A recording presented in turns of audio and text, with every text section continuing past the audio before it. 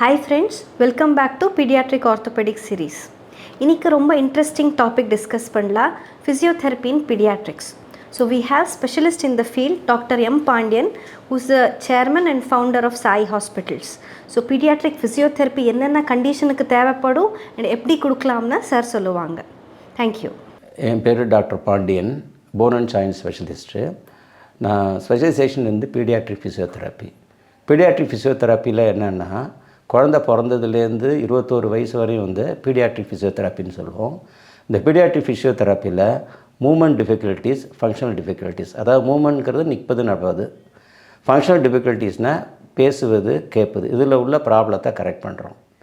சாதாரணமாக காமனாக இருக்கக்கூடிய பீடியாட்ரிக் ரிஹாபிலிட்டேஷன் என்னென்ன கண்டிஷன்னா, செரிப்ரல் பால்சி, மூளை வளர்ச்சி குறையிறது, autism, hyper active child, Down syndrome, இதேமாதிரி இதுக்கு நாங்கள் வந்து ட்ரீட்மெண்ட் கொடுக்குறோம்.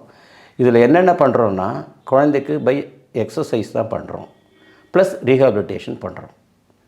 தேங்க்யூ.